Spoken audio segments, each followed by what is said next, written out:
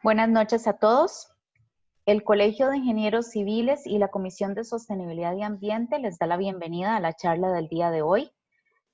La codigestión anaeróbica, elemento indispensable para la implementación de economías circulares en la generación de energías renovables de la agroindustria costarricense, con el panelista, el ingeniero Luis Fernando Rojas. Recordarles unas pequeñas indicaciones. Pueden ir colocando las consultas durante la conferencia en la pestaña de preguntas y respuestas o Q&A que se encuentra en esta plataforma. Además, la grabación de esta charla y las otras charlas que el Colegio de Ingenieros Civiles ha estado realizando la pueden encontrar en el canal de YouTube del Colegio de Ingenieros Civiles, el cual los invito a que se suscriban.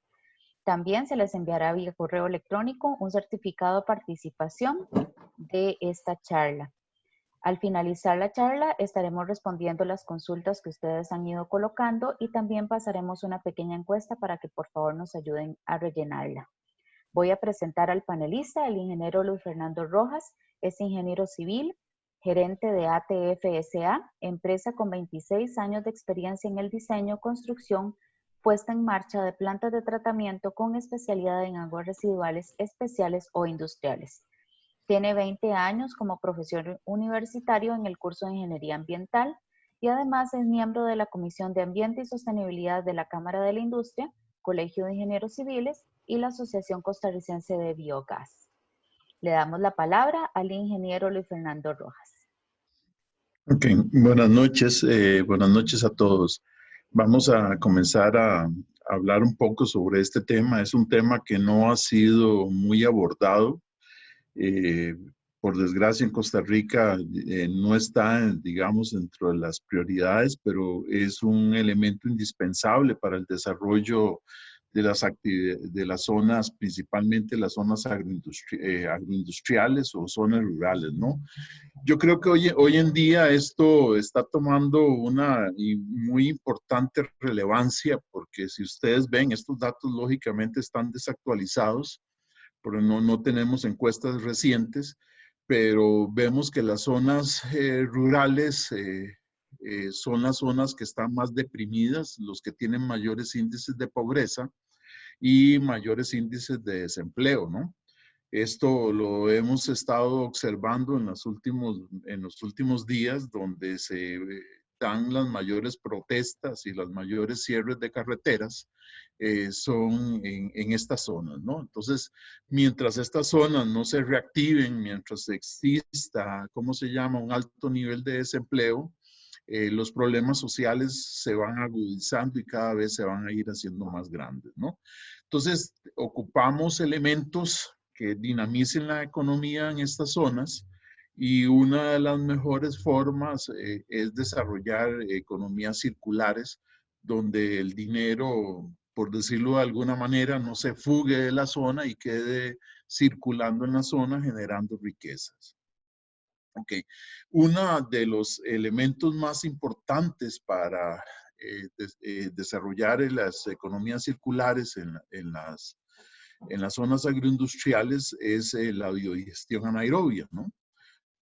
Como ustedes pueden ver, la digestión anaerobia es un elemento que utiliza los desechos orgánicos que se generan por las diferentes actividades agrícolas o agroindustriales y a través de un proceso de digestión nosotros vamos a tener una serie de elementos, ¿no? ¿Cuáles? Un elemento, una fase líquida que le llamamos biol, que es muy rica en nutrientes, que sirven de mejoradores de suelo y sustitutos de los abonos químicos para desarrollo ¿cómo se llama?, de productos agrícolas, los cuales van a servir de alimento o van a servir de cosechas para generar ellos mismos nuevos desechos, ¿no?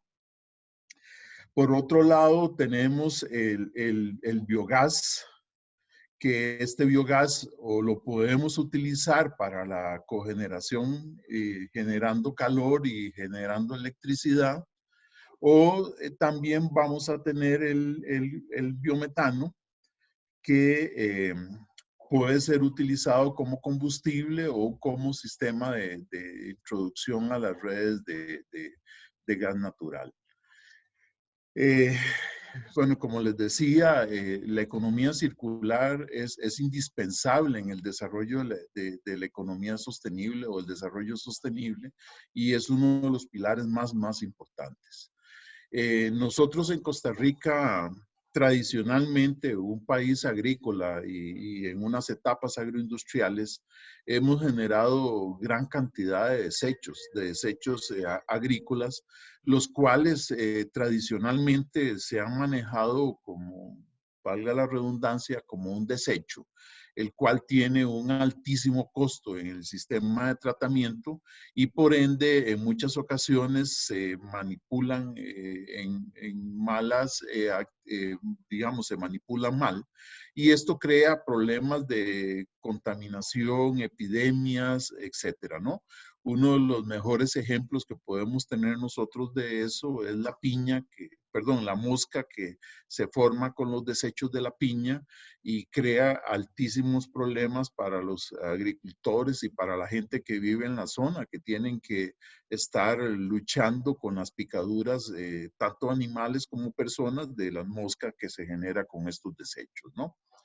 Entonces, nosotros creo que tenemos que romper paradigmas y cambiar de forma de mentalidad, ¿no? Entonces, creo que una de las mejores frases es la de Albert Einstein, que dice que no pretendas que las cosas cambien si siempre hacemos lo mismo, ¿no? O sea, nosotros tenemos muchos años de estar siempre en lo mismo, dándole vuelta a lo mismo y no generamos cambio, ¿no? Hay que ser disruptivo y en muchas ocasiones dejar a un lado lo que hemos hecho durante años y buscar nuevas alternativas, ¿no? Y en estos casos, nosotros tenemos que pensar en los desechos agrícolas como materia prima para la producción de energías renovables, ¿no? Y nosotros tenemos un grandísimo potencial en estudios que se han hecho. Esto fue una conferencia que se hizo hace varios años, pero no ha cambiado mucho. Y se logró determinar el altísimo potencial que tenemos nosotros energético en lo que es la parte de biomasa.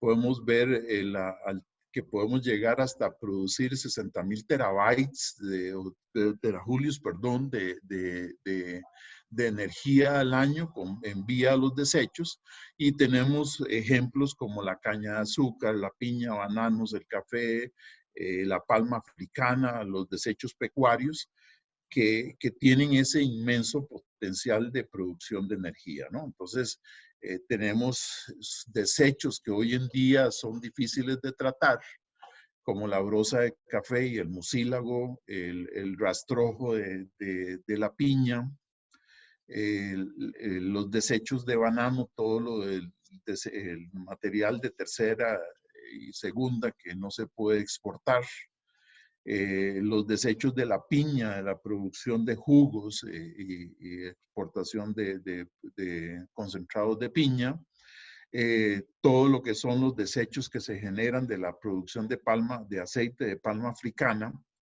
los desechos agrícolas que se generan de la producción de pecuaria, avícola y porcícola, etcétera. Y también una inmensa cantidad de desechos que hoy en día nos están causando muchos problemas, que son la parte orgánica de los desechos ordinarios o municipales, ¿no? Aproximadamente de los desechos que se producen en una comunidad, alrededor del 50% son desechos orgánicos, y estos desechos orgánicos hoy en día van a ir a parar a los rellenos sanitarios o a los botaderos si no se tiene las municipalidades, digamos, rellenos sanitarios. Y esto está causando serios problemas ambientales por la liberación de metano, problemas de vectores, etcétera, etcétera, ¿no? Entonces, definitivamente, una de las formas de poder manejar en un concepto de economía circular son los desechos agrícolas, ¿no? Estos desechos, como les dije, son el componente, la entrada al sistema, que posteriormente pasa al proceso de digestión anaerobia, donde se digieren los desechos. Y este proceso de digestión es un proceso que existe en una forma milenaria y se ha estudiado desde hace muchísimos años. Y uno de los mejores ejemplos de esta digestión es el rumen de las vacas, ¿no? Las vacas en el proceso de rumiar digieren los desechos y parte de los subproductos que ellas generan en ese proceso de digestión es el gas metano, ¿no? El proceso es un poco complejo, no voy a ahondar, digamos, en la parte técnica de cómo se produce la degradación anaerobia, pero la degradación anaerobia tiene 4 etapas, donde los desechos complejos son yendo degradados en diferentes etapas hasta que una serie de microorganismos, digamos en la primera etapa son los microorganismos hidrolíticos, que agarran todo lo que son los carbohidratos, lípidos, proteínas, grasas, etcétera, etcétera, y los transforman en un compuesto más sencillo como azúcares, aminoácidos y ácidos grasos. Y de aquí un grupo de bacterias acidogénicas agarran esos azúcares o esos ácidos grasos y los convierten en ácidos grasos orgánicos volátiles, donde otro grupo de bacterias acetanogénicas agarran esos, ¿cómo se llama? Ácidos grasos volátiles y los convierten en hidrógeno, en CO2 y en acetato o ácido acético, ¿no? Para que por último, el último grupo de bacterias que son metanogénicas agarran estos ácidos acéticos y el CO2 y el hidrógeno y lo logran transformar en metano, o CH4 y CO2 principalmente, ¿no? Y otros pequeños gases que son cantidades muy pequeñas. Estos procesos se dan simultáneamente dentro de la degradación anaerobia y es un proceso que hay que tenerlo muy controlado, porque si vos no controlas el proceso, los sistemas se acidifican o se sulfurifican y ahí es donde tenemos los problemas y los sistemas colapsan, ¿no? El biogás principalmente está constituido de 3 gases en el mayor porcentaje, ¿no? Tenemos el CH4 o metano, que representa de un 50 hasta un 65% del componente del biogás. Tenemos el CO2 que anda entre un 25 y un 35%, tenemos vapor de agua que anda alrededor de un 10%, y después el resto son cantidades muy pequeñas que por lo general andan en menos del 1%, y dentro de esos tenemos el nitrógeno, tenemos oxígeno, tenemos como ácido sulfídrico, que a pesar de ser un porcentaje muy bajo, es un gas que hay que removerlo del sistema por su alta corrosión, ¿no? Entonces no podemos reutilizar el biogás si todavía mantenemos esos porcentajes de ácido sulfídrico que van a oxidar equipos y tuberías, etcétera, etcétera. La producción del biogás va a depender del sustrato, ¿no? Por eso, digamos, el título es codigestión y hablamos cuando es codigestión es cuando no se digiere un solo sustrato, ¿no? Sino se digiere una combinación de sustratos. De esa manera logramos potencializar la producción de metano. Tradicionalmente lo que hemos visto en la mayoría de procesos en Costa Rica son la utilización de biodigestores para eh, digestión de la boñiga o las aguas verdes que llamamos digamos, de las lecherías. también los purines de los cerdos. Pero si ustedes pueden ver, la producción de biogás a partir de esos sustratos es relativamente pequeña, ¿no? ¿Por qué? Porque ya sencillamente la vaca digirió el pasto, ya sencillamente el cerdo digirió el maíz, etcétera. Y entonces el porcentaje energético se ve sustancialmente reducido y es una producción mucho menos la que podemos tener, ¿no? La mayoría de la producción la vamos a tener en lo que llamamos los cultivos energéticos como el maíz, como nopal, por ejemplo, los residuos de todo lo que son harinas, el pan y las grasas y aceites que tienen un altísimo potencial de generación de metano, ¿no? Entonces, podemos hacer una combinación de varios de estos sustratos garantizando una alta capacidad de los sistemas en producción de metano. Una pequeña historia, un resumen muy rápido de cómo ha evolucionado el sistema, a pesar de que la digestión anaerobia se ha estudiado desde hace miles de años, desde los egipcios ya ellos lo utilizaban, pero el principal auge se ha dado a partir del siglo XX, ¿no? Y principalmente por procesos de crisis, ¿no? Después de la Primera Guerra Mundial hubo una gran escasez de combustibles y entonces el primer gran desarrollo de biodigestores comenzó en la India, donde utilizaban los desechos agrícolas para sustitutos de combustibles, ¿no? Y ahí se desarrolló el famoso modelo hindú, que es el que vemos en la figura, que básicamente es un digestor y que tiene un domo que permite regular la presión del biogás y es un domo fijo. ¿Cómo se llama? Producto fue estudiado y desarrollado por el Instituto del Biogás de la India y se ha replicado y tiene millones de réplicas actualmente en la India, trabajando en una forma muy exitosa, ¿no?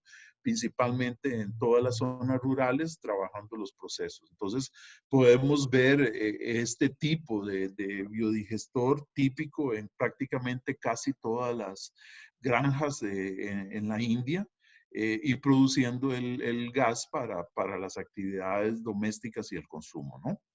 Es algo que, como les dije, es parte ya del proceso de los pequeños casas, los pequeños centros de producción agrícola y el mismo sistema les permite suministrarle toda la energía que ellos requieren, ¿no? Posteriormente se implementó en la China, cuando posteriormente a la Revolución China fue introducido el digestor, el cual también tenía un fin, principalmente era crear una dependencia energética que si en el caso de que China fuera atacado, tener, digamos, elementos que les permitiera tener fuentes de energía y poder sobrevivir a ataques, ¿no? Entonces también se difundió mucho el digestor y el modelo a utilizar por ellos es lo que llamamos el digestor chino, que es de cúpula fija, y hoy en día existen millones, se estima que existen más de 20 millones de digestores funcionando en la China. Ellos han reproducido el modelo y con gran éxito, ¿no? Este modelo les ha permitido crear una gran dependencia energética porque básicamente lo utilizan para iluminación, lo utilizan para la cocina, lo utilizan para la calefacción en las partes agrícolas y hasta tienen elementos para refrigeración a partir de gas, ¿no? Entonces, básicamente, ellos han resuelto los problemas de energía a través de la digestión anaerobia. ¿Ok? Años después, por ahí de los 1940, se desarrolló un modelo que es el modelo taiwanés, que es un elemento como un intestino. De estos es el más rústico, el menos eficiente, pero por desgracia, por ser el más barato, es uno de los que más se ha difundido. No es un sistema que sea, digamos, práctico, más allá de pequeñas granjitas, pero nosotros en Costa Rica, por desgracia, es el que más se ha difundido, ¿no? Entonces, vuelvo a repetir, es uno de los sistemas que generan menos gas, que son más ineficientes porque no se produce mezcla, y es por desgracia el que hemos implementado nosotros por efectos de costo, pero no necesariamente lo barato es lo mejor, ¿no? Eh, Posteriormente, en Brasil se desarrolló un digestor, es el digestor que ya denominado digestor de la Marina de Guerra, que es una especie de laguna a la cual se le coloca una cúpula, y este elemento se le ha logrado hacer una serie de mejoras, metiendo sistemas de mezcla, y ha dado muy buenos resultados, como lo podemos ver como en estos casos de estos digestores, que ya trabajan con volúmenes muy grandes de sistemas de remoción de materia orgánica, ¿no? Por último, ya la última generación que tenemos nosotros de biodigestores son los digestores conocidos como digestores alemanes, o también los SCTR, que son digestores de mezcla completa. Son digestores cilíndricos, los cuales tienen internamente equipos mecánicos para generar mezcla, y tienen unos serpentines como intercambiadores de calor que permiten que el sustrato llegue a temperaturas de rangos termofílicos, ¿no? 50, 60 grados centígrados, y lo cual hace que los sistemas sean muchísimo más eficientes y produzcan muchísimo mayor generación de gas. Ahora les voy a decir el por qué fue que se comenzó a generar este tipo de biodigestor, que es conocido como SCTR. Hay gente que le llama tipo alemán, pero su verdadero nombre son SCTR. Hay un rango, hay un tipo de biodigestores que fue desarrollado en los años 70 en Holanda, que son los sistemas UASB o reactores anaerobios de flujo ascendente con cama de lodos. Estos reactores, hay algo que sí es importante aclarar. Estos reactores funcionan para aguas donde la carga orgánica esté disuelta, ¿no? No funcionan con carga orgánica sólidos en suspensión, como serían los reactores SCTR. Entonces, eh, esto es algo que hay que tener claro. Si uno va a trabajar aguas donde los contenidos de sólidos suspendidos es muy alto, no podemos utilizar reactores tipo UASB. Ok, entonces ya estamos en la etapa de la digestión, ¿cómo se llama? Anaerobia, y ahora vamos a ir viendo los diferentes beneficios que nos producen, creando elementos a los cuales podemos darle un alto valor agregado e incorporarlos a la economía circular, ¿no? Uno de estos es el biol. Los bioles o fertilizantes líquidos son el sustrato ya una vez digerido. Una vez que se digirió, gran parte del carbono es removido y transformado en metano, y ahí queda el nitrógeno, el fósforo y el potasio en estos sustratos, que estos elementos son los macronutrientes indispensables para la parte agrícola, ¿no? Hoy en día la agricultura intensiva se ve utilizando fertilizantes químicos, ¿no? Los cuales, número uno, son de importación, donde tenemos que haya una fuga de divisas, tenemos que sacar dinero para poder importar esos fertilizantes. Y además de eso, también el uso de fertilizantes puede crear problemas de contaminación porque una aplicación excesiva puede generar en las aguas excesos de nutrientes que pueden producir la eutrofización de las aguas, ¿no? Entonces, nosotros tenemos los bioles en dos componentes, una fase líquida y también tenemos una fase sólida, donde los sustratos, los sólidos que están presentes se deshidratan y se pueden utilizar como un fertilizante sólido, o la fase líquida también como un fertilizante líquido. Los estudios que se han hecho se determinan que más o menos la concentración de nutrientes en la parte sólida o en la parte líquida es más o menos como un 50-50%, ¿no? Entonces, las dos actividades van a generar gran cantidad de nutrientes. Aquí podemos ver en estudios que se han hecho donde la concentración de nutrientes es un porcentaje muy alto dentro de los bioles, ¿no? Podemos tener un 2.6% de nitrógeno, 1.5% de fósforo, un 1% de potasio, ¿no? Y esto en términos de costos genera una gran retribución porque dependiendo del consumo de nutrientes de las plantas, podemos aportar un porcentaje muy alto o hasta la totalidad de los nutrientes vía los bioles, y eso va a producir grandes ahorros en dinero en las actividades agrícolas. Ok, una vez que vimos el biol, como les dije, es la fase líquida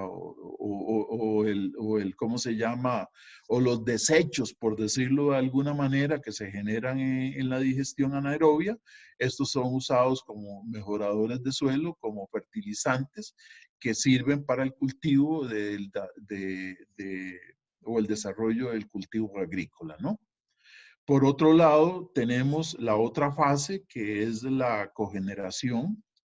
La cogeneración se genera ya de la producción de metano. Los digestores, más o menos, hay una producción que por cada kilo de materia orgánica o de QO, nosotros podemos estar generando aproximadamente 0.35 metros cúbicos de biogás, ¿no?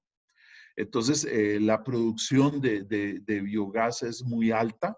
En muchas ocasiones hay que almacenarlo. Para eso se usan estos gasómetros, donde el gas que se produce en el biodigestor es almacenado en los gasómetros para posteriormente ser quemado para producir electricidad o otro tipo de actividades, ¿no?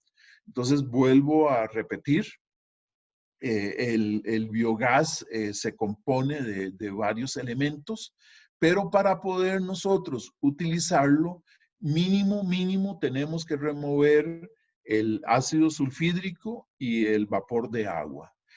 Entonces, en este proceso, en el de cogeneración, ocupamos tratar el biogás para eliminar el ácido sulfídrico y el vapor de agua y quedarse nada más con una combinación de metano y CO2.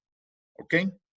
Para eso se usan varios sistemas, son sistemas de resinas en las cuales nosotros en la primera etapa removemos el ácido sulfídrico y en la segunda etapa removemos el vapor de agua, ¿no? Ya con eso nosotros podemos utilizar el biogás. Aquí podemos ver más o menos ya la composición del biogás con una ya remoción de vapor de agua y con una remoción de ácido sulfídrico, y entonces un metro cúbico de biogás nos puede llegar a producir el equivalente a 0.3 kilogramos de carbón, 1.5 kilogramos de leña, 6.8 kilowatts de electricidad, 0.71 litros de diésel, 0.8 litros de gasolina o 0.6 metros cúbicos de gas natural. Este es el equivalente energético. Un metro cúbico de biogás está produciendo aproximadamente unas 6.000 kilocalorías.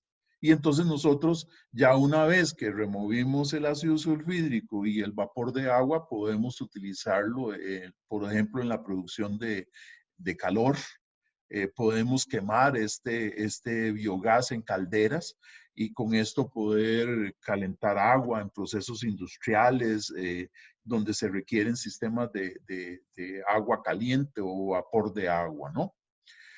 Por otro lado, también podemos utilizar la cogeneración. Hay dos, en esto quiero aclarar el término, ¿no? Nosotros por un lado tenemos la generación y por otro lado tenemos la cogeneración. La diferencia es lo siguiente: en la generación eléctrica yo lo único que hago es producir electricidad. Entonces, más o menos voy a tener una eficiencia como de un 50%, 45%, perdón. ¿Por qué? Porque un porcentaje muy alto de la energía en la combustión interna de los motores se va a generar en calor, ¿no? Entonces yo agarro el biogás, lo quemo en un generador, que esa es la antigua tecnología, y de ahí más o menos con un 45% de eficiencia voy a producir electricidad. Hoy en día estos sistemas están muy difundidos. Ya vos podés conseguir pequeñas plantitas hasta de 1 kilowatt, de ahí para arriba a lo que yo quiera. Entonces yo en mi casa puedo producir electricidad utilizando un pequeño generador portátil, utilizando el biogás, ¿no? Eh, por otro lado, la nueva generación, que son los cogeneradores. Estos cogeneradores lo que hacen es tener intercambiadores de calor. Estos intercambiadores de calor lo que hacen es que toman el gas de la combustión de los motores y a través de un intercambiador recuperan todo ese calor y lo transforman en agua caliente o en vapor de agua, ¿no? Ese vapor de agua, esa agua caliente va a ser importantísimo porque se puede utilizar en una serie de procesos. Y principalmente uno de los procesos más importantes es calentar el agua de los mismos digestores, ¿no? Ya de estos hay igual en factores de escala, desde equipitos que andan en 15 kilowatts hasta ya megas, ¿no? De capacidad en producción eléctrica.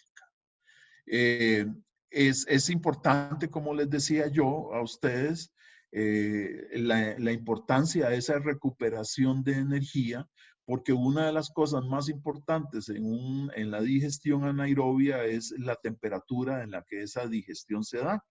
Entonces nosotros vamos a tener 3 rangos: el ciclofílico, que andan alrededor de temperaturas por debajo de los 20 grados centígrados, donde voy a tener eficiencias en producción de metano muy bajas. Tengo los rangos mesofílicos, donde voy a andar alrededor de temperaturas de 45 grados en rangos de mayor de 20 a 45 grados, donde ya el sistema es más eficiente y puedo llegar a tener eficiencias hasta un 50% en producción de metano. Y por último, los rangos termofílicos, donde estoy hablando de temperaturas de 70, de más de 40 hasta 70 grados centígrados, donde yo puedo llegar a extraer el 100% de la capacidad en la producción de metano, ¿no? De ahí el por qué estos digestores SCTRs o esta tecnología alemana utiliza los intercambiadores de calor para calentar los sustratos, evitándose los problemas que tienen ellos en invierno de bajas temperaturas y a la vez logrando, ¿cómo se llama?, altas producciones de metano. Por un lado, vas a sacrificar el biogás en producir temperatura, pero como les dije yo a ustedes, una de las grandes ventajas que tenemos nosotros son los cogeneradores, ¿no? Porque aproximadamente el 45% de esa energía la vamos a recuperar. Entonces vamos a tener equipos que pueden llegar a tener hasta un 90% de eficiencia y vamos a utilizar el calor que se genera en la producción de electricidad para producir una mayor producción de metano y una mayor eficiencia en la producción de metano. Aquí podemos ver internamente cómo son estos reactores SCTRs. Ellos tienen unos sistemas de mezcla de bajas revoluciones para mantener el sustrato completamente en mezcla, por eso le dicen de mezcla completa, y un sistema intercambiador de calor donde existe internamente un serpentín donde circula agua caliente para poder mantener el sustrato a temperaturas termofílicas. También es importante en estos casos, principalmente en países donde las temperaturas bajan en invierno por debajo de 0 grados, el mantener aislado los biodigestores para evitarse la pérdida de temperaturas por transferencia, ¿no? Ok, entonces vimos la rama, por decirlo, de la codigestión, donde yo agarro el biogás y a través de la codigestión produzco calor que es utilizado para calentar los biodigestores, o produzco electricidad que puede ir a la red o ser autoconsumido en los procesos de la industria en la cual yo estoy trabajando, ¿no? Por otro lado, vamos a tener la rama del biometano, que es la producción de biometano. Biometano, ya lo que estamos haciendo nosotros es que en la primera fase nosotros removimos, digamos, el ácido sulfídrico y el vapor de agua, nos quedamos con metano y CO2, pero para producir el biometano vamos a tener que refinar este gas y llegar a una pureza igual o superior al 98% de metano, ¿no? Entonces, la función básicamente es remover el CO2 y para eso nosotros lo que vamos a hacer son sistemas de scrubber para el lavado del CO2. Y el CO2 es muy soluble en el agua y entonces se tiene un proceso que son ciclos, donde en los primeros scrubbers nosotros pasamos por una corriente de agua el el biogás, y en ese biogás se solubiliza el CO2 en el agua y posteriormente pasamos a una segunda etapa donde a través de una corriente de aire volvemos a remover el CO2 y lo eliminamos del agua para poder mantener el agua en un ciclo y no tener que utilizar agua fresca para este proceso. Este CO2 también ya se está estudiando para incorporarlo en el proceso de economía circular, utilizando el CO2 para la producción, por ejemplo, en viveros, para la producción de microalgas, para producir alimentos o combustibles y evitar que ese CO2 también ¿cómo se llama?, se libere al ambiente, ¿no? Entonces, el uso del CO2 en viveros hace que aumente la productividad de las cosechas. Entonces, como les decía, el metano es ya un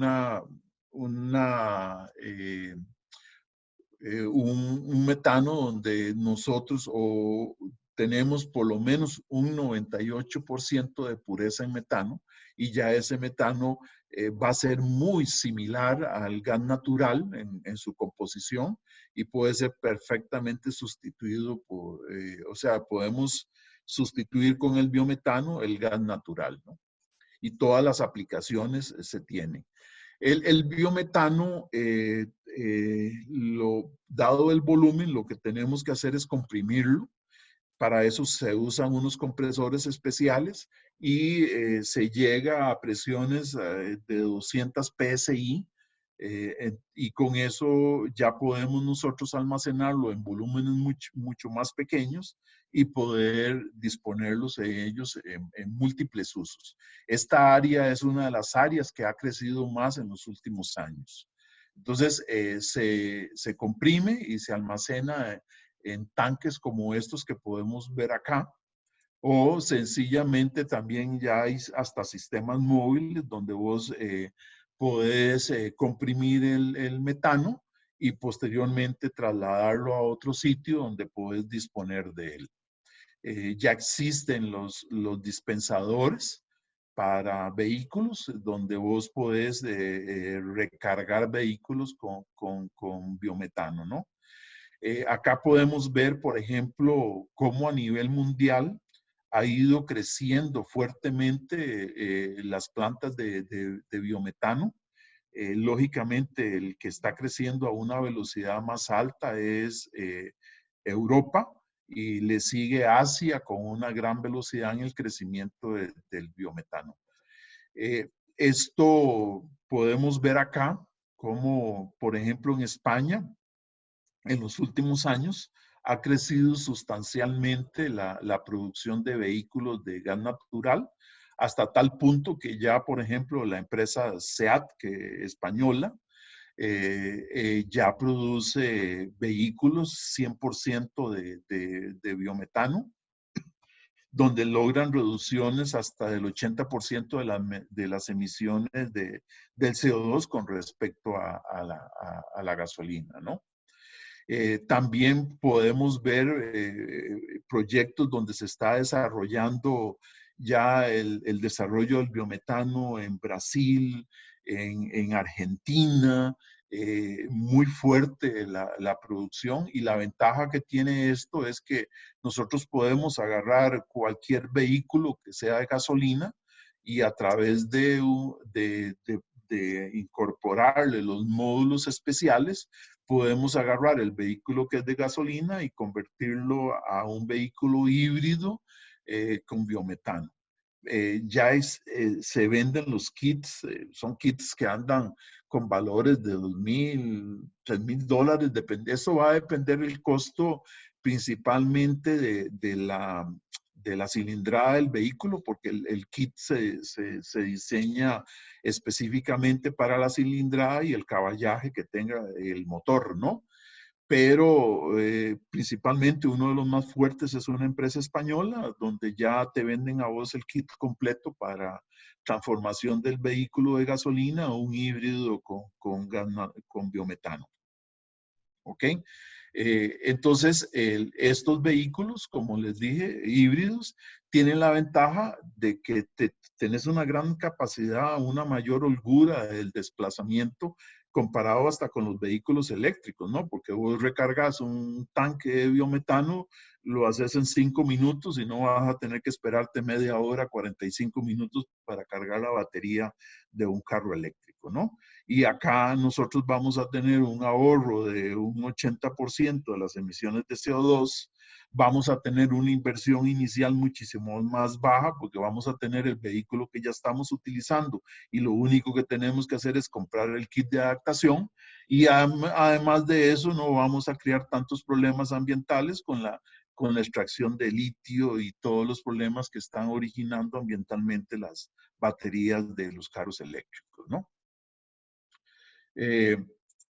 Esto se está difundiendo a un montón de actividades, lo podemos ver en equipos para bodegas, montacargas en bodegas, podemos verlo en las actividades agrícolas, ya proyectos como estos desarrollados en Argentina comenzaron a transformar los tractores a biometano, y ya hay empresas como New Holland que está apostando a las actividades agrícolas ya con tractores de biometano, ¿no? Entonces, en Argentina y en Brasil se están vendiendo gran cantidad de estos vehículos porque las mismas agroindustrias ya no van a requerir comprar combustibles y el mismo metano que producen es utilizado como combustibles para sus vehículos agrícolas. También podemos ver muchas empresas apostando hacia eso. En España se está trabajando mucho con la producción de ¿cómo se llama?, de vehículos con biometano.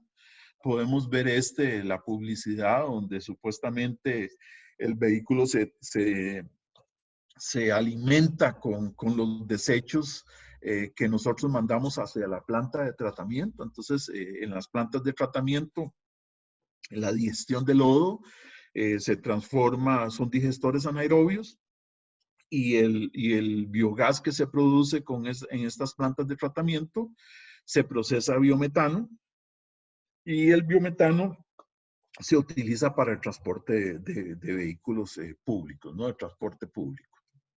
Entonces, podemos ver en Inglaterra también trabajando en esto y ya se le está haciendo mucha publicidad al concepto humorístico de que tus heces son las que hacen mover los vehículos, ¿no?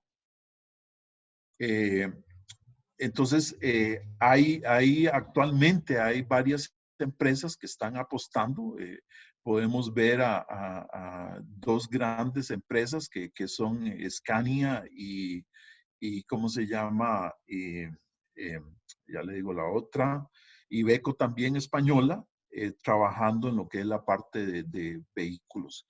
Aquí podemos ver un elemento que podría funcionarnos a nosotros perfectamente, que es los buses articulados y trabajando con gas, ¿cómo se llama? Con biometano, ¿no? Estos buses podrían ser utilizados en el transporte público como un bus metropolitano que utilice para el transporte de la gente en las ciudades y ser movido 100% con energía completamente renovable como el biometano, ¿no? También podemos ver, como les decía yo, Scania apostando hacia lo que son camiones con ya biometano, transformando vehículos pesados.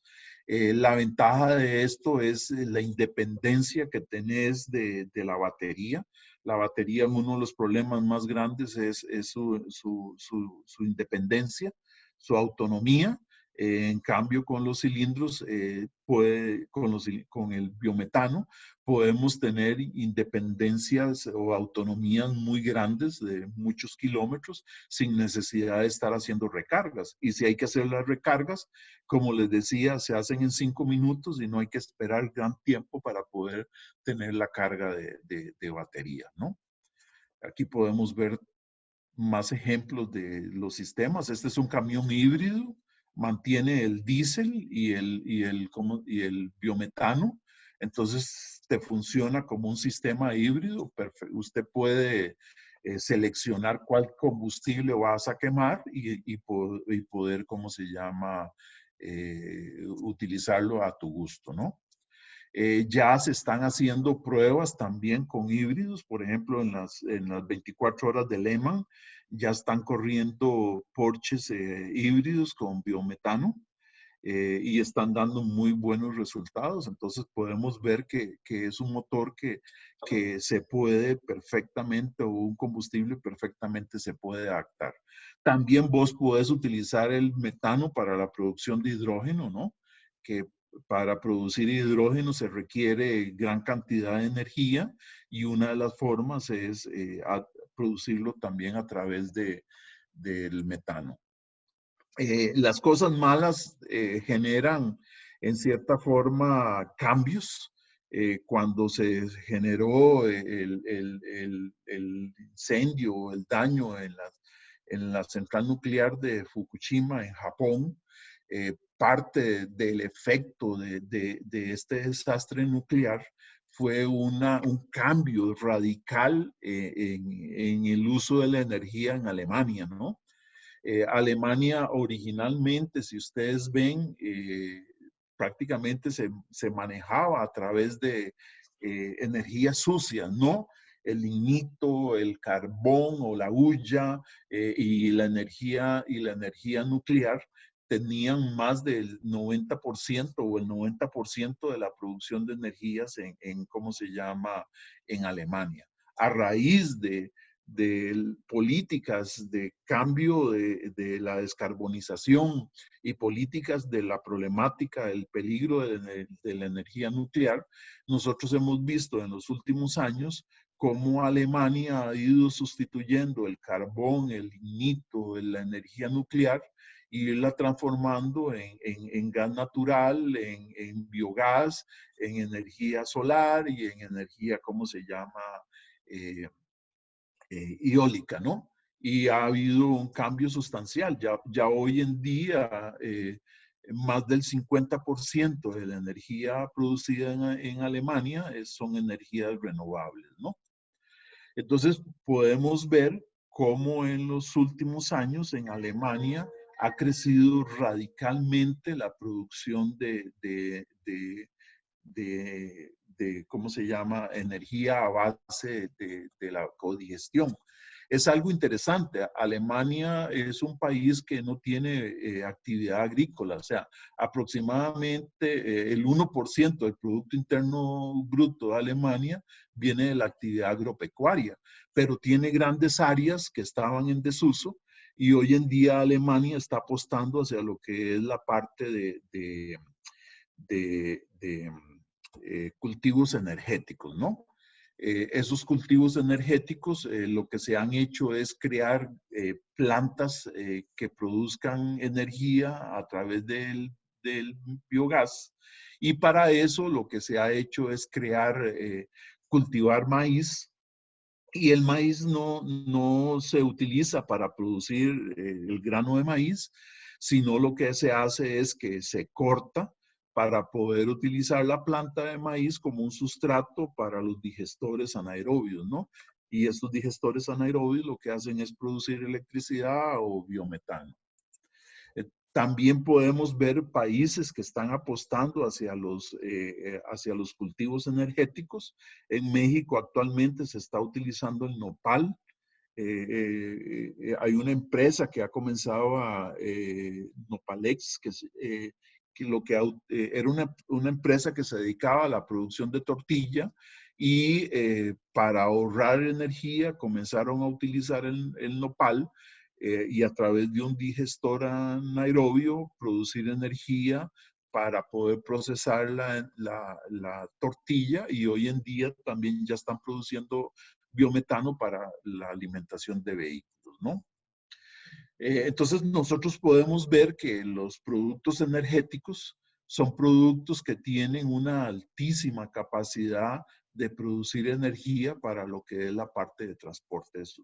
Y entonces el biometano es uno de los productos energéticos que producen, por decirlo así, más kilómetros por hectárea que cualquier otro tipo de producto para utilizar. Ok, entonces en el caso de nosotros en Costa Rica hay una situación que es interesante, ¿no? Si ustedes pueden ver en este cuadro, básicamente Costa Rica es un país que es 100% productor de energías biorrenovables, ¿no? Nosotros andamos por ahí de 1.5% de la energía que utilizamos térmica, pero básicamente el fuerte de nuestra energía es la hidroeléctrica, ¿no? Esto que en sus años fue gran cosa, yo personalmente considero que puede llegar a revertirse y convertirse en una situación problemática. ¿Por qué? Porque uno de los problemas que sucede con la energía hidroeléctrica es que está expensas de la problemática del calentamiento global, ¿no? En el tanto puedan darse problemas de sequías como se están dando hoy en día en países en Sudamérica, países en Europa, y etcétera, etcétera, nosotros podríamos eventualmente tener problemas de pérdida de capacidad en las represas y poder llegar a reducir el porcentaje de producción de energía, ¿no? Eh, por otro lado, vemos que hay países que básicamente casi toda su producción era térmica y que hoy en día están incursionando muy fuerte en las energías renovables, principalmente la biomasa, ¿no? Entonces nos encontramos ya proyectos de bastante envergadura, por ejemplo, en Guatemala. En Guatemala esta empresa está utilizando un cogenerador, produciendo gallinaza, cerdaza y king grass para producir, ¿cómo se llama?, electricidad, más o menos unos 24 megawatts al día de electricidad a través de estas producciones. Encontramos ejemplos de estos proyectos también en El Salvador, utilizando gran cantidad de digestores en zonas, en actividades agroindustriales. Encontramos grandes cantidades de proyectos en Argentina y en Brasil, como les mencioné anteriormente, produciendo gran cantidad de energía en biometano. Nosotros nos hemos mantenido eh, digamos, en muy poca inversión en esta área y principalmente uno de los motivos es que el gobierno no ha, ¿cómo se llama?, estimulado la producción de metano. ¿Por qué?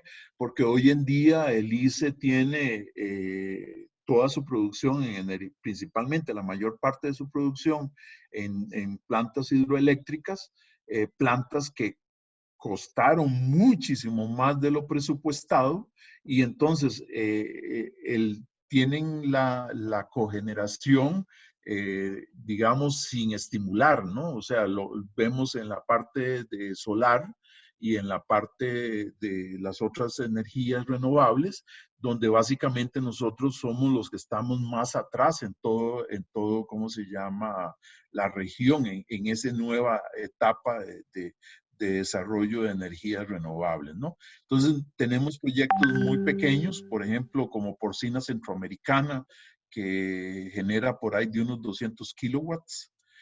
Tenemos a Sustratos de la Ribera, que es el arreo, eh, produciendo digamos, los desechos del matadero y generando vapor de agua en calderas. Entonces, la producción es baja.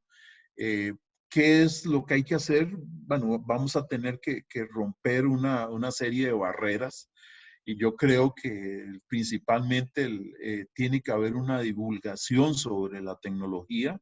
Es una tecnología que, como le he dicho, eh, no ha sido prioritaria en nuestros gobiernos y ha sido muy poco difundida y la gente tiene que conocer el potencial que tiene esta tecnología. Y lo otro que es el marco legal, ¿no?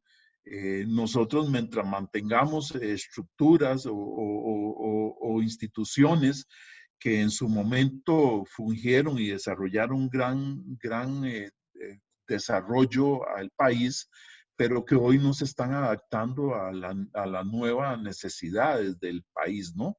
Entonces, están limitando mucho el desarrollo de empresas en actividades de producción de energía y lo vemos a través de la ley de cogeneración y las tarifas establecidas y las leyes estipuladas por el grupo ARECEP, MINAE y ICE, ¿no? Entonces podemos ver nosotros que los proyectos que se han trabajado de generación distribuida, estamos hablando en electricidad, en biomasa, básicamente se estancaron, ¿no? Hubo un gran auge en los primeros años, los proyectos se autorizaron, varios proyectos de cogeneración, pero posteriormente de eso se estancaron y no se han hecho más proyectos y no creo que se vayan a hacer más proyectos, ¿no? Y principalmente es la ley de cogeneración la que tiene el pie puesto sobre el desarrollo de estas actividades. Ok, no sé las preguntas que tenemos, Carol. Sí, señor, tenemos en este momento 3 preguntas. La primera es de don Alberto González. Dice, ¿se puede implementar este uso de biogestores en los rellenos sanitarios y como medida complementaria o mitigación del proyecto, generando un proyecto más sostenible? Ok, primero que todo, digamos, hay dos procesos. Uno es cuando extraemos el biogás puramente del relleno sanitario, ¿no? Entonces, para eso, internamente en el relleno sanitario hay que construir una gran red de drenajes, por decirlo de alguna manera, que hagan que el biogás que se genere internamente dentro de los residuos que se están descomponiendo, los podamos capturar y poder llegar a desarrollarlos. Eso tiene un gran potencial, o sea, hay parte en la gran cantidad de los rellenos sanitarios en muchos países, se aprovecha ese gas para la producción de electricidad.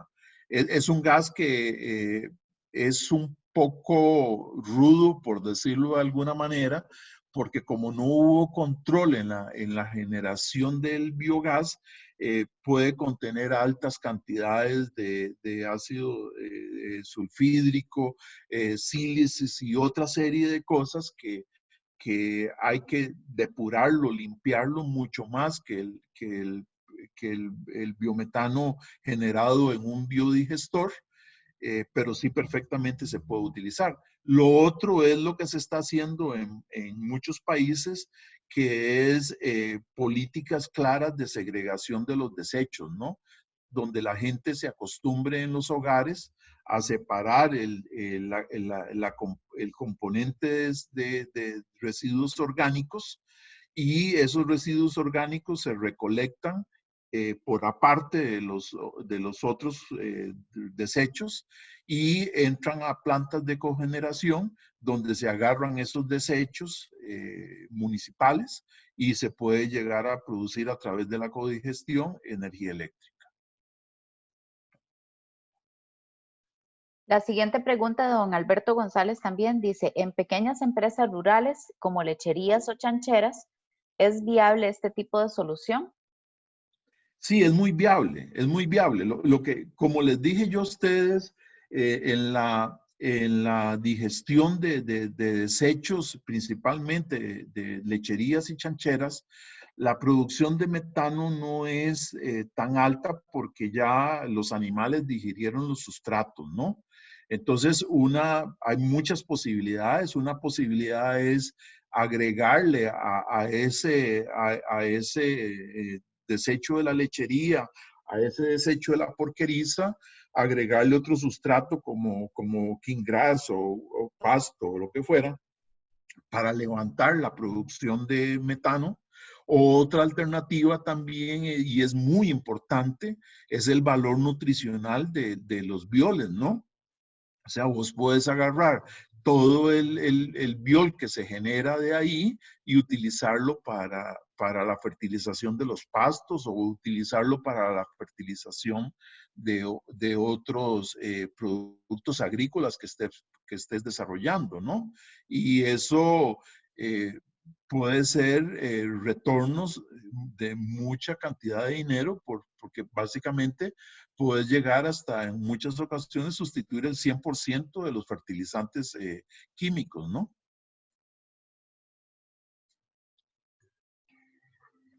La otra pregunta que tenemos es de don Vincent Blackmore. ¿Qué sucede con desechos como ácido sulfúrico? Ok, el ácido sulfúrico se grada en unas resinas de intercambio iónico, ¿no? Entonces, o sea, lógicamente tiene cantidades muy pequeñas, ¿no? Estamos hablando de 100, 200 partes por millón de ácido sulfúrico, es lo que el biogás tiene, ¿no? Son cantidades muy pequeñas. La problemática de ese ácido sulfúrico es que es muy corrosivo, ¿no? Entonces, anteriormente lo que se hacía era utilizar, como le decía yo, sistemas de resinas para remover el ácido sulfúrico, y hoy en día también se está utilizando otras técnicas, que es inyección de aire dentro del mismo reactor para que una pequeña cantidad de aire degrade el ácido sulfúrico y entonces la concentración de ácido sea muchísimo menor, ¿no? Pero sí es indispensable removerlo, porque si no lo removemos va a dañar todos los equipos como motores, tuberías, prácticamente todo lo que esté en contacto con el ácido, el concreto, cualquier material, va a ser, ¿cómo se llama? Eh, eh, Degradado por el ácido o corroído por el ácido, que es sumamente corrosivo, ¿no?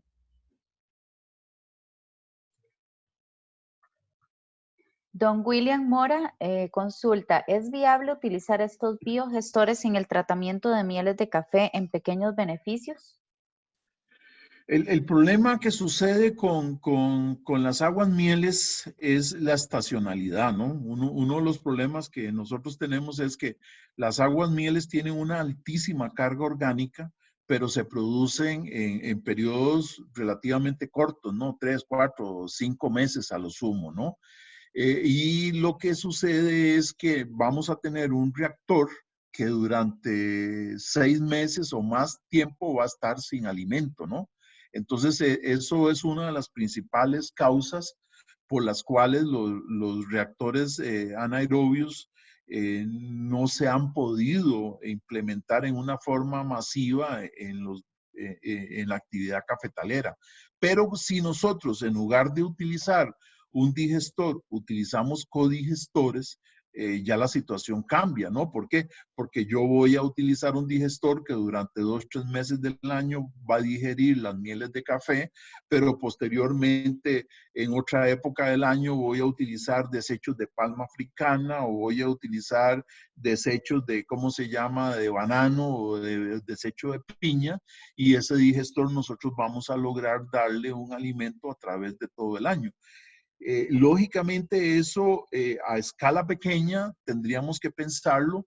Por ejemplo, si yo tengo un pequeño productor de café que puede alimentar el digestor con los desechos de su casa, que si tiene unas gallinas le puede echar ahí los desechos de la gallina, los desechos del cerdo, los desechos de la lechería, y con todo eso lograr producir suficiente alimento para que el reactor pueda trabajar durante todo el año, ¿no?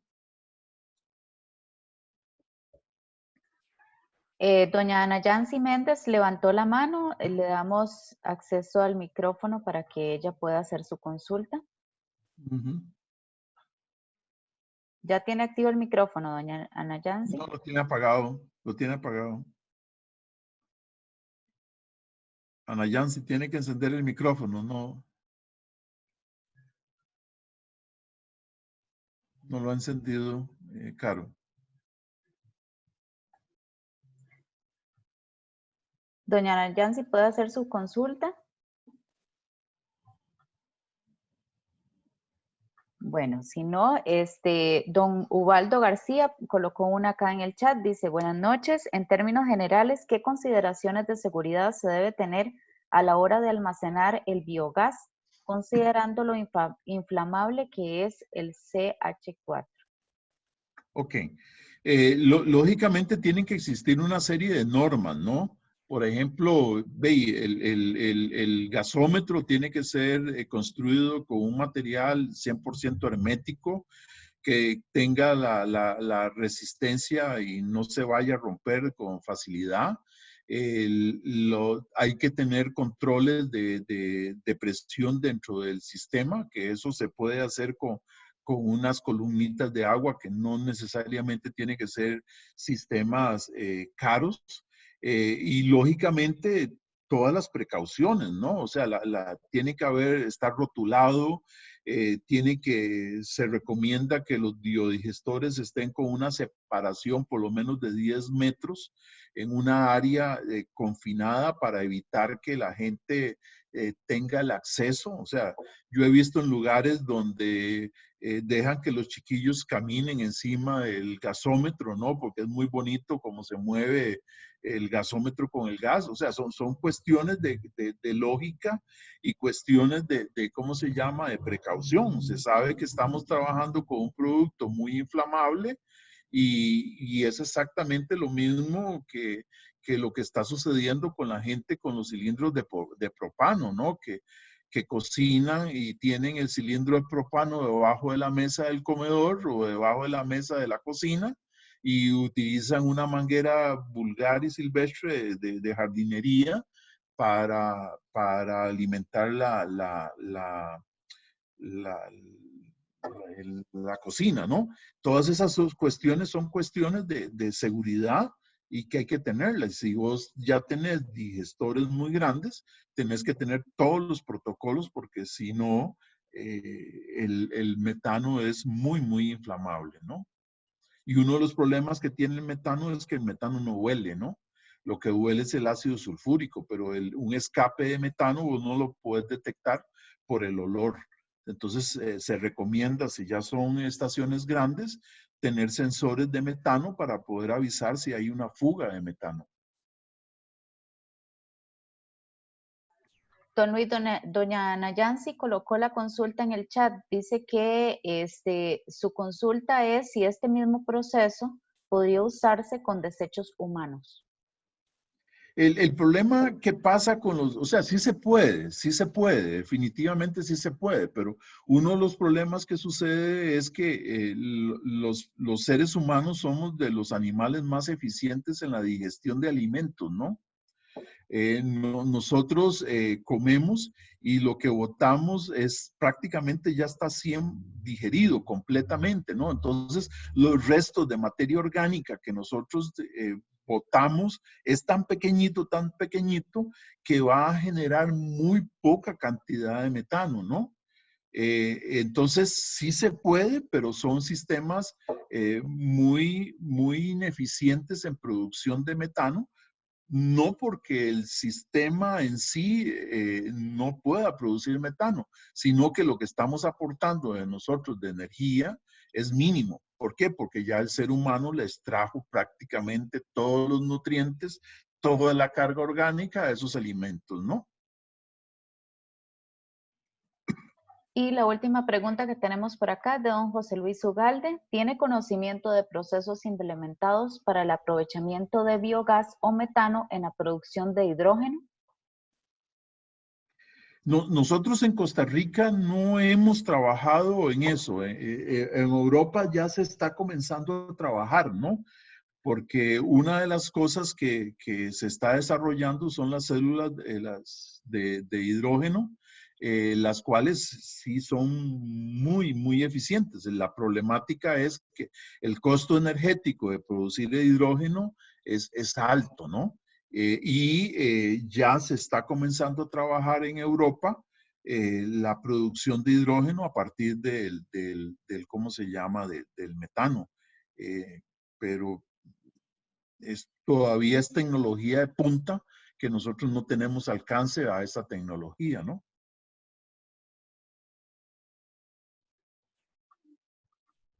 Voy a colocar la encuesta por acá y mientras ustedes me contestan, tenemos una última consulta de don Carlos Pavón. Dice, a nivel de Piñeras, ¿hay algún proyecto? Allí se tiene concentrado el desecho minimizando transporte. Ok. El rastrojo de la piña tiene un inmenso potencial de producción. El asunto es que básicamente, como les dije yo a ustedes, no se le ha dado estímulo a nivel gubernamental, ¿no? Se hizo una planta piloto en una empresa en San Carlos, no pasó del proceso de planta piloto y principalmente el problema que tenemos nosotros es que en la piña el consumo energético es muy bajo, ¿no? O sea, la cantidad de energía eléctrica que se produce en las empacadoras o que se requiere en las empacadoras de piña es relativamente muy baja. Entonces yo tengo un producto que es el rastrojo que me puede producir gran cantidad de electricidad, un montón de megas de electricidad, pero la empresa lo que consume es muy poco. Y tenemos la problemática de que la ley de codistribución eléctrica, si el ICE no te compra vos la electricidad, vos no podés colocarla en la red, ¿no? Y la problemática es que la electricidad no la podemos embotellar, ¿no? Si yo produzco electricidad, yo lo tengo que consumir inmediatamente. Entonces, tendrían que haber cambios en la ley que permita al ICE abrirse y que permita a la empresa privada poder generar electricidad que pueda ser consumida, ¿no? Por decirte un caso, hace unos años yo le estaba haciendo unos proyectos a un ingenio, bueno, una empresa que tiene ingenio azucarero y que tiene beneficio cafetalero, ¿no? Y con la energía que producíamos en el ingenio, resulta que no nos permitieron hacer el peaje. ¿Qué significa? Subir la electricidad que se generaba en el ingenio para consumirla en el beneficio de café. Y todas esas cosas son cuestiones de legislación.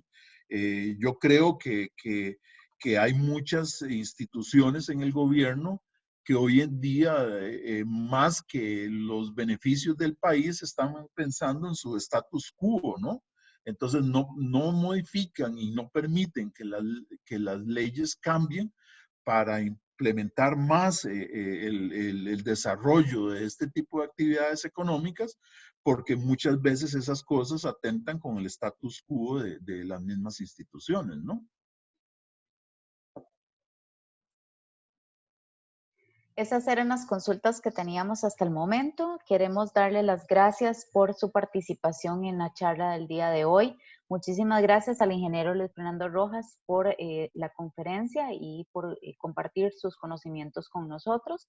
Y recordarles que antes de salir, por favor, nos llenen la encuesta. Para nosotros es muy importante su opinión. Muchísimas gracias y tengan todos muy buenas noches. Ok, buenas noches.